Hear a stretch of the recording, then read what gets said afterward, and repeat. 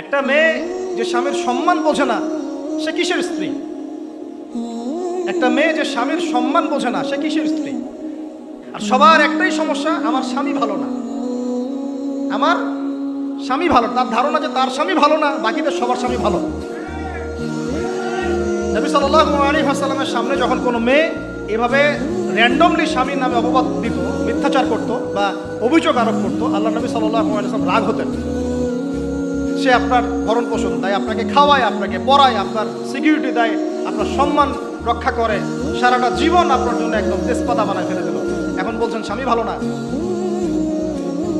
মেয়েদের দিনদার মেয়েদের মধ্যে যে পরিমাণ স্বামীর প্রতি অশ্রদ্ধা, অসম্মান আর কটুবাক্য, সম্মানহানি, গায়রতের খেলাফ কাজ করার যা দৃষ্টান্ত আমাদের সামনে আছে, আর বেদিনদের ব্যাপারে বলার তো আমার ভাষাই নাই।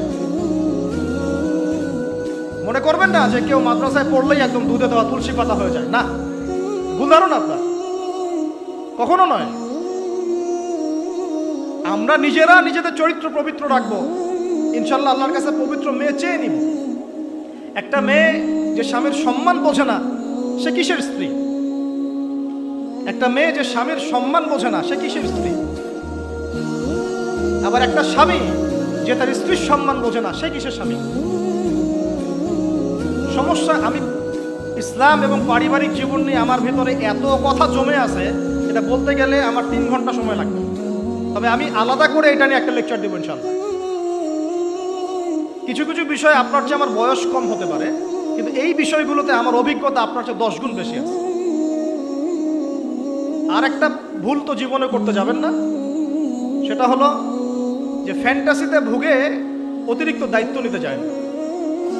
ফ্যান্টাসিতে ভুগে অতিরিক্ত দায়িত্ব নিতে যায় না, তাহলে দিন থেকে আপনি বিচ্যুত হয়ে যেতে পারেন। স্ত্রী হবে কেমন? কোমল, নমনীয়, শুনবে, আনুগত্য করবে। যে কথাগুলো কোরআন সুন্নাহর মধ্যে আছে এগুলো শুনবে, আনুগত্য করবে, স্বামীর সম্মান বুঝবে।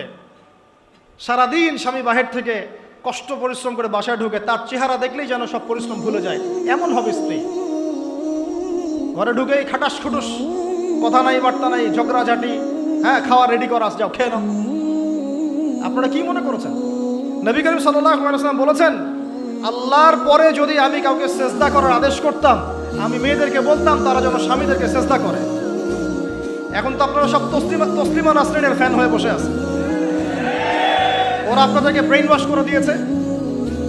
সব ক্ষেত্রে সমান অধিকারের কথা আপনাকে কে বলেছে? কোন কোন ক্ষেত্রে আপনাকে অগ্রাধিকার দেওয়া হয়েছে। আপনি খুঁজছেন সমান অধিকার, আর ইসলাম দিয়েছে অগ্রাধিকার। কত বোকা আপনি! কমন সেন্স নাই, ননসেন্স। বাসায় ঘরে ঘরে প্রবলেমসগুলো চলতেছে, ঘরে ঘরে। কেন এত বেসবর? কেন এত আনুগত্যহীনতা? কেন? কথা শুনতে হবে, মানতে হবে, বিশ্বাস করতে হবে। সম্পর্ক শুধু ভালোবাসার বলে টিকে থাকে না। সম্পর্ক টিকে থাকে একে অপরের বিশ্বাসের ফলে, একে অপরের শ্রদ্ধাবোধের উপরে, একে অপরের সম্মান বোধশক্তির উপরে। এগুলোর উপর সম্পর্ক টিকে থাকে। সৌন্দর্য, ভালোবাসা তো আজ আছে কাল নাই। বিশ্বাস, রেসপন্সিবিলিটি, সবর, ইতাআত, এগুলোর উপর সম্পর্ক টিকে থাকে। তখন ভালোবাসা এত লম্বা হয় যে দেখেন অনেক চাচা চাচিরা আছে এখনো, বৈবাহিক সম্পর্ক হচ্ছে 40 বছর, এখন পর্যন্ত কোনোদিন ঝগড়া লাগে নাই। এমনকি ওই চাচিকে আপনি বলেন যে বাসার থেকে অন্য জায়গায় থাকতে, ও স্বামী মরে গেলেও ওই স্বামীর ভিটা ছাড়তে রাজি না। বলছে না, আমি আমার এই স্বামীর ভিটা ছাড়তে রাজি নই। এই তো 40 বছর আগে জেনারেশনটাকে আপনি দেখেন, আর এখনকার মেয়েদের জেনারেশনটাকে আপনি দেখেন। কিসের সেকুলার ঘরের মেয়ে আর কিসের মাদ্রাসার মেয়ে, সবই একই অবস্থা। ইল্লা মাশাআল্লাহ, ইল্লা মাশাআল্লাহ। এখন এগুলোর ফলশ্রুতিতে যখন দেখা যাবে যে কনফ্লিক্ট তৈরি হচ্ছে, তখন আবার দেখা যাবে কি আইন কানুন, সমাজ, পরিবেশ সব মেয়েদের পক্ষে। দিন শেষে আপনি দোষী হয়ে যাবেন, দিন শেষে দোষটা আপনার ঘাড়ে এসে পড়বে। সমস্যা ক্রিয়েট হতে হতে হতে হতে এমন একটা জায়গায় যাবে যে তখন আপনি রিয়্যাক্ট না করে থাকতে পারবেন না। তখন যদি আপনি কোনো রিয়্যাক্ট করে ফেলেন, সব দোষটা তখন আপনার ঘাড়ে গিয়ে পড়বে। এভাবে আস্তে আস্তে পরিবারগুলো ভেঙে যাচ্ছে। ভালো লাগছে না, আল্লাহ পাকের নিয়ামত ভালো লাগছে না। আর যারা দিনদার, যে স্বামীরা দিনদার, পরহেজগার, মুত্তাকি এবং দ্বীনের পথের পথিক, তাদের জন্য স্ত্রীদের ভূমিকা কেমন হওয়া উচিত? স্বামীকে স্পেস দিতে হবে, তার মাথাটাকে ঠান্ডা রাখতে হবে, তাকে আল্লাহর জন্য ওয়াকফ করে দেওয়া লাগবে যে আমার স্বামী আল্লাহর জন্য, আমার স্বামী উম্মতের সম্পদ, তার যেন কোনো পেরেশানি না হয়, তাকে যেন এক গ্লাস পানিও ঢেলে খেতে না হয়, সে ওই টাইমটা যেন আল্লাহর দিকে দিতে পারে। এতে আমিও জান্নাতে যাব, সেও জান্নাতে যাবে ইনশাআল্লাহ। পরিবারগুলো এইভাবে হচ্ছে না, কিছু কিছু বিষয় আমি নিজেও খুব ফেড আপ। আবার অনেক সময় আমরা যারা আছি, আমরা আবার স্ত্রীদের উপর অনেক বেশি কঠোর হয়ে যাই। এত বেশি কঠোরতা দিয়েও আসলে পরিবারকে শক্ত করা যাবে না। নরম হতে হবে, সবর করতে হবে, ধৈর্য ধরতে হবে, তবে সব কিছুর একটা সীমা আছে। ওই সীমা অতিক্রম করে গেলে তখন কি আর করার, তখন আসহাবুল কাহাফ হয়ে যেতে হবে। আসহাবুল কাহাফ, নিজের কবরের ফিকির নিজে করি, নিজের পথ নিজে বুঝি, কিছু করার নাই। যেখান থেকে এখানে আসছি ভাই, আমি অনেক লম্বা সময় নিয়ে ফেলতেছি, আপনারা কি বিরক্ত হচ্ছেন? আচ্ছা, এই যে আল্লাহর সৃষ্টিকে বিকৃত করা, এই যে আমি আপনাকে জেনারেশনের ক্রমবর্ধমান অধঃপতন দেখাচ্ছিলাম। প্রিয় ভাইরা, জাহিলিয়াত থেকে এতদূর পর্যন্ত এসেছি, এখন আমি আস্তে আস্তে খালি শেষ করে দিব, জাস্ট পয়েন্টগুলো মিলিয়ে নেন। ওই শিরক এখনকার বিশ্বে আছে কি নাই বলেন?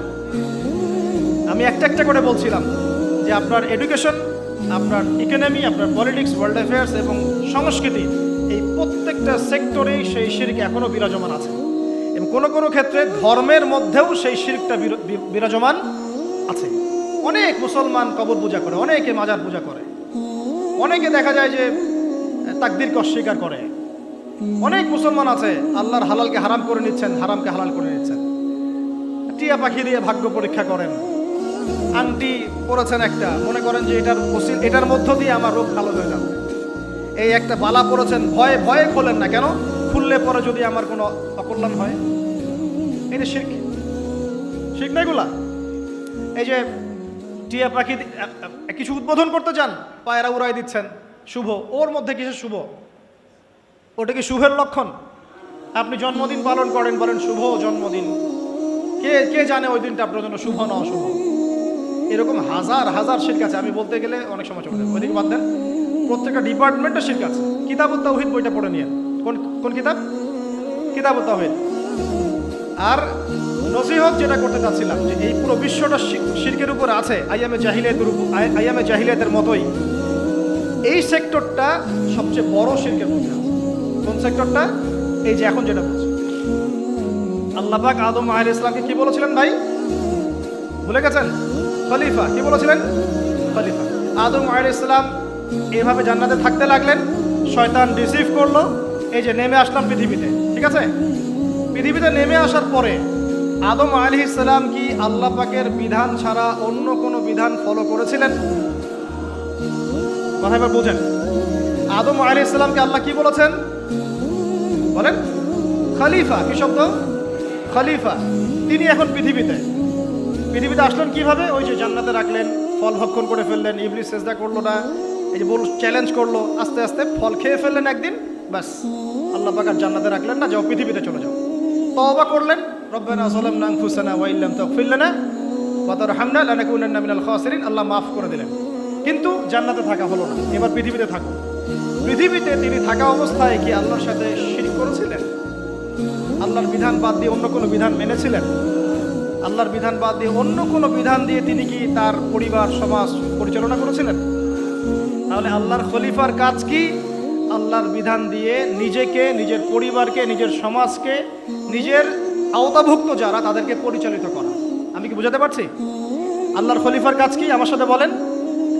আল্লাহর বিধান দিয়ে নিজে চলা, নিজের পরিবারকে চালানো, নিজের সমাজকে চালানো। এটা কার কাজ? আল্লাহর খলিফার কাজ।